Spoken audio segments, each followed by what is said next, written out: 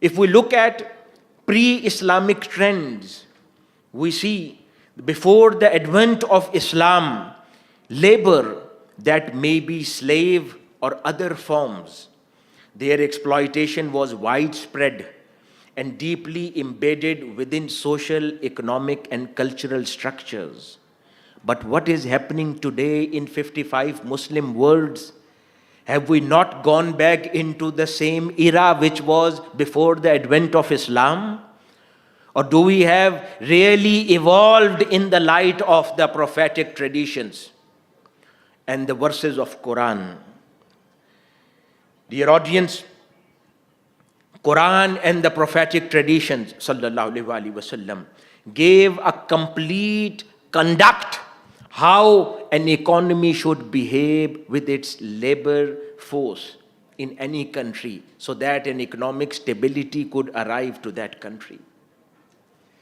There is another very important point in the light of the first hadith which I mentioned and quoted in my talk, that Rasulullah sallallahu alaihi wasallam mentioned that to his companion when he was thinking, I have a superiority over others because of my skill set. But Rasulullah sallallahu alaihi wasallam said, no, you have been given because of your poors under your governance. The way you treat them, Allah Almighty bless you with sustenance and economy, a better wealth and economic stability. So this gives you an idea that Allah Almighty has not linked any country's economic prosperity with the religion.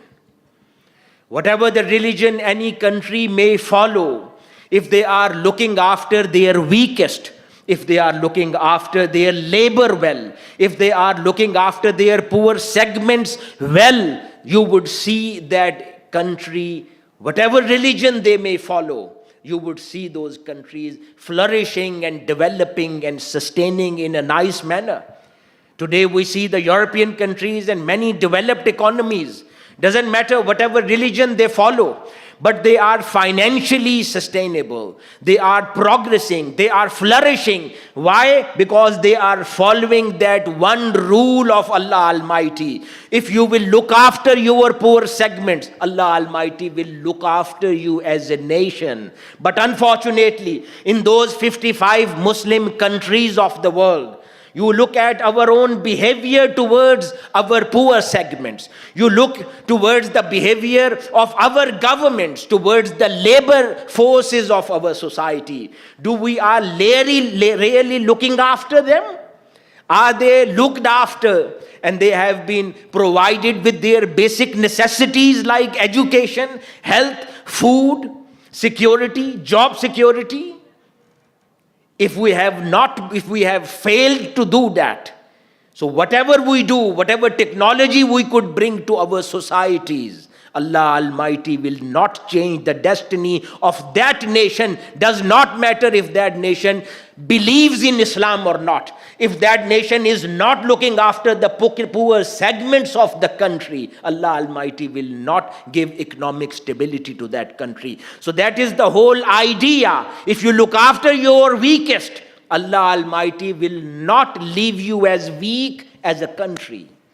But if you will leave your poor are weak, Allah Almighty will leave you as a country weakest among all other countries of the world.